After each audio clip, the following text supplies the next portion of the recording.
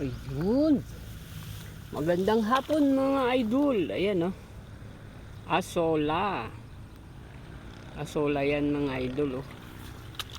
Lalagay ko dyan sa ginawa kong maliit na pispan na yan. Ayan.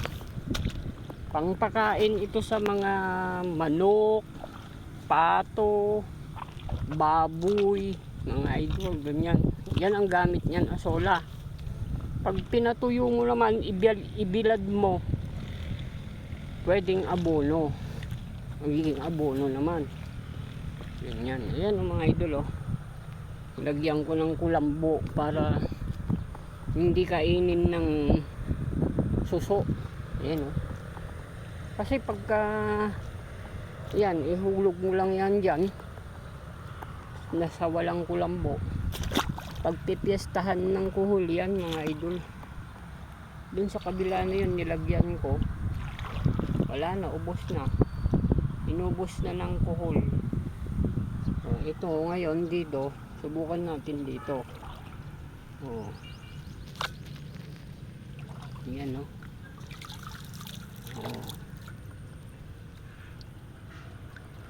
Yan, dami.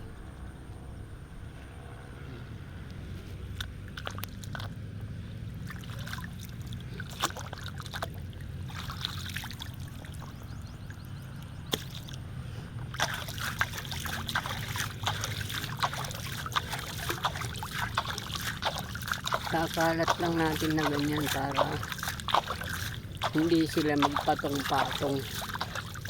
Pag nagpatong-patong ka sila na ganyan, mamamatay yung mga nasa ibabaw, yung mga nasa ilalim. Kaya kailangan hindi sila patong-patong.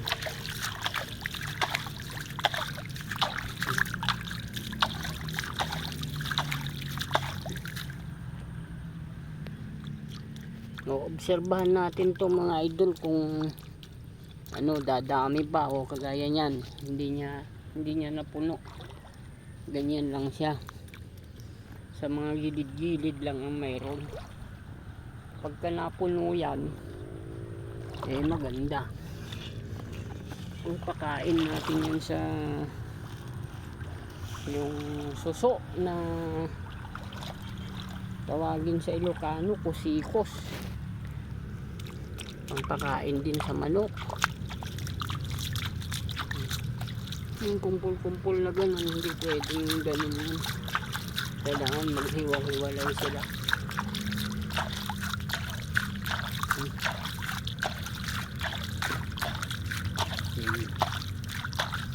Lalagyan ko rin ito ng isda mga idol para may mayroon silbi, mga moli. Obserbahan ko muna itong mga asola kung hindi matutuyo. Pag matuyo siya, lalagyan ko na naman ito ng yung takip na yung parang yung plastic na parang ganito rin, pero mas malalaki ang butas. Aatipan ko pagka makita ko na matuyo siya. Hiwa-hiwalay na sila, ayos na.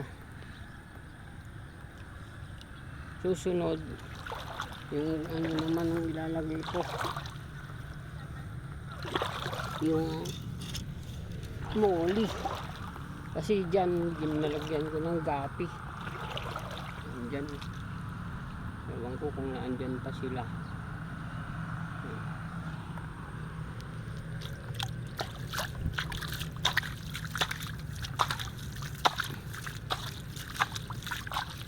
Patong-patong pa sila. Kailangan yan, hindi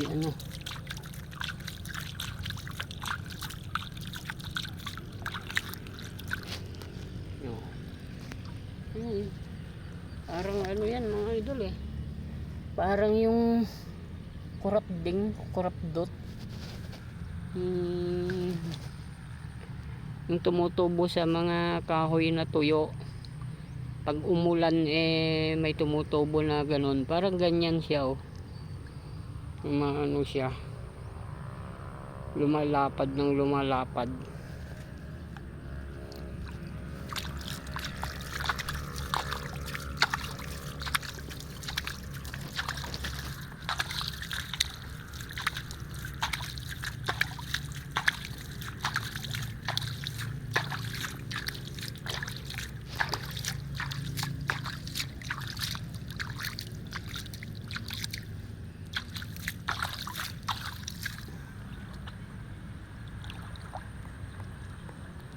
Kapal pa. Marami pang magpatong-patong. Sayang yung magpatong-patong kasi matutuyo.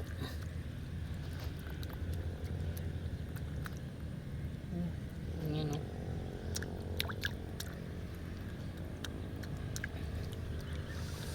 Doon sa kinalalagyan niya kasi doon sa may mga moli. May atip yun doon sa may bahay. Doon sa alagaan ko ng mga moli. Dito walang atip kaya uobserbahan ko kung kaya niya yung init.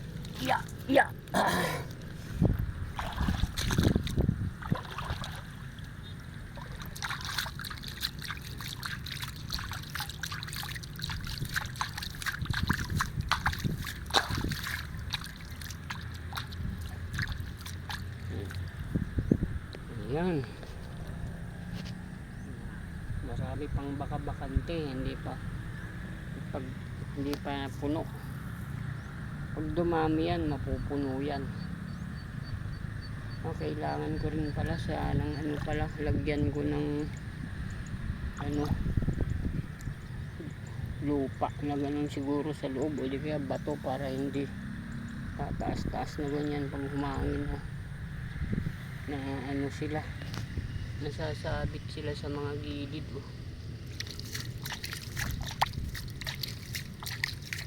matutuyo yan pagka hindi nakasayad sa tubig.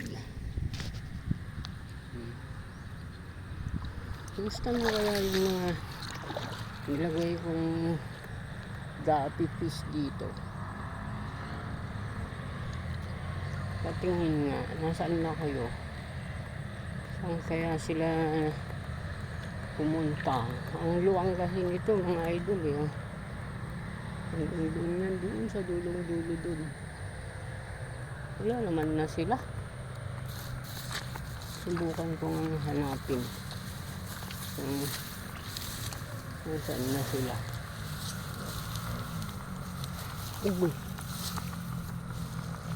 Mga gabi dumadami na yung mga dahon.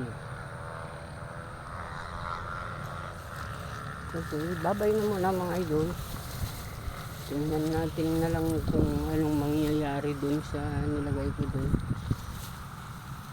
Wala na yata yung mga nasaan na kaya yung mga gapi fish dito. Tingnan natin kung mabuhay yung asola na yun. Dito may nilagay ako dito, inubos ng inubos ng kuhol. Wala na.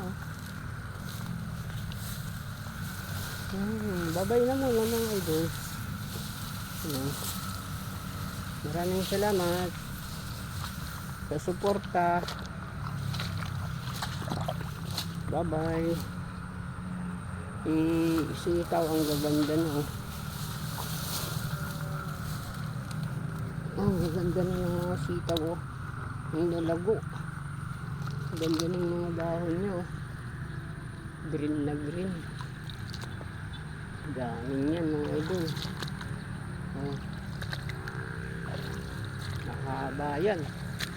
Mahaba yung tinanim ko na yan. Hanggang doon din yan doon. Hanggang doon. Okay, bye bye na muna mga idol. Maraming salamat sa inyong panonood mga idol.